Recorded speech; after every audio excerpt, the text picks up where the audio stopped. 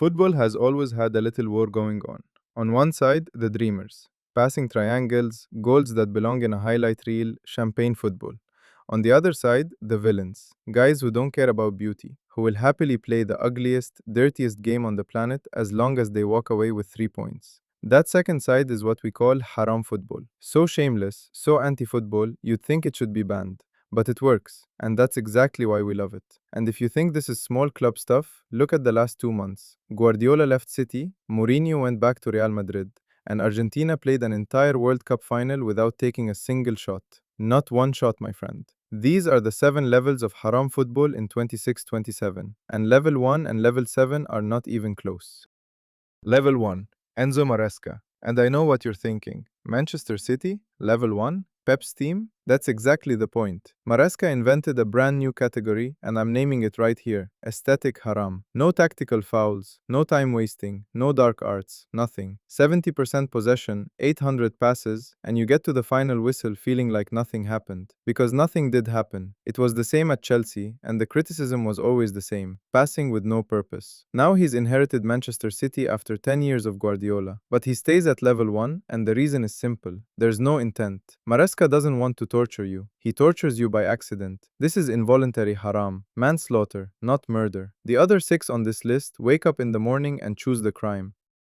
Level 2, Thomas Tuchel. And this one hurts. World Cup semi-final. England against Argentina. 55th minute, Anthony Gordon scores. England in front, a spot in the final in their hands. And what does Tuchel do? He shuts it down. Takes off Reece James, brings on Dan Burn. 82nd minute, he takes off Declan Rice, his midfielder, and brings on another defender. And now I need you to sit with this number for a second. From England's goal to Argentina's goal, England had 12% of the ball. 12%. In a World Cup semi-final, while winning. 85th minute, Messi sets up Enzo Fernandez. Stoppage time, Messi sets up Lautaro. 2-1. Goodbye, England. And you know what the best part is? After the game, they asked Tuchel if he regretted the approach. He said no. That, my friend, is haram character. He parked the bus out of a World Cup final and walked out with his head held high.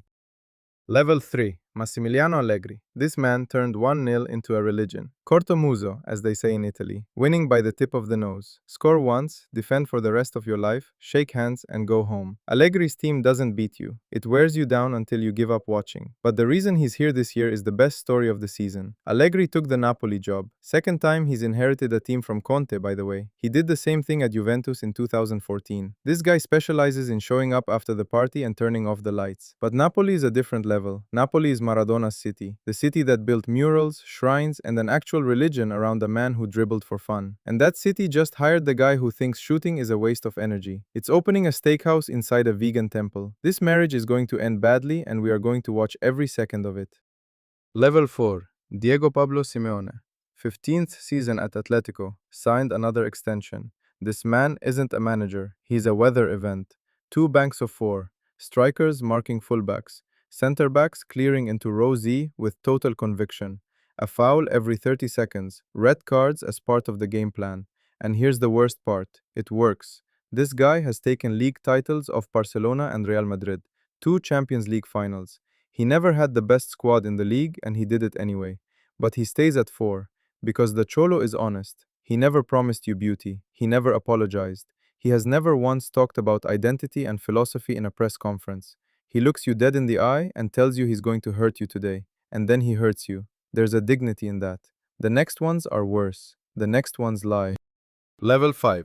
Mikel Arteta. And I know last year people had him way down on these lists. Level 4, Level 3, not anymore. Because Arsenal won the Premier League. 22 years of waiting. Their first title since the Invincibles. And now you're going to ask me, but bro, if he won, shouldn't that let him off the hook? No, the opposite. Winning doesn't absolve you on this list. Winning convicts you. Because the day haram football lifts a domestic title, it stops being a freak show and becomes a blueprint. And look at the audacity of this. Arteta is Pep's disciple, Wenger's heir. He runs the club with the proudest, beautiful football tradition in England, and he gives interviews about identity and process. Then you turn on the TV, and what do you get? Rehearsed corners, a tactical foul in the 20th minute, a goalkeeper time tying his shoelaces in the 87th. A midfield built entirely to destroy. And even when he got close to the big trophy, he got there the most boring way possible. Champions League final, 1-1, penalties, lost to PSG. That's why he goes above Simeone. The Cholo warns you first. Arteta hurts you while talking about philosophy.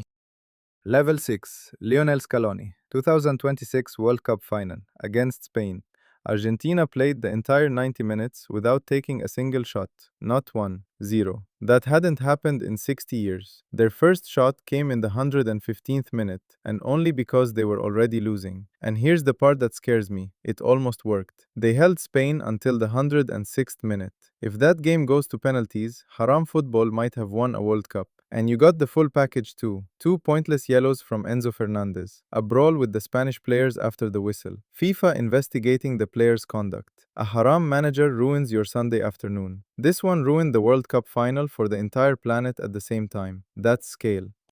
Level 7, the professor, the founding father, the reason Allegri exists, the reason Simeone exists, the reason this list exists. Ladies and gentlemen, Jose Mourinho. And before you say, oh, predictable, he's always number one, listen to what happened this year. Jose Mourinho went back to Real Madrid.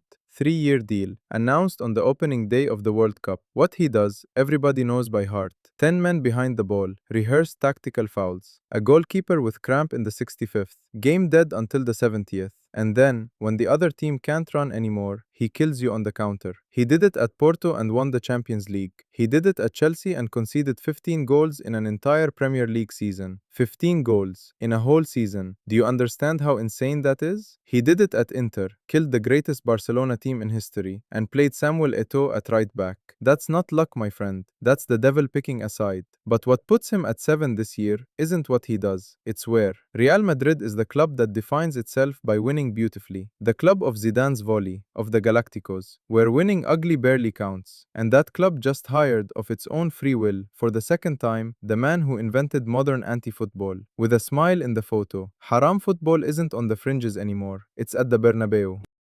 Oh, but if you made it this far, you've unlocked the secret level. And the secret level is the same as always. José Bordalas, Getafe. Contract renewed until 2028.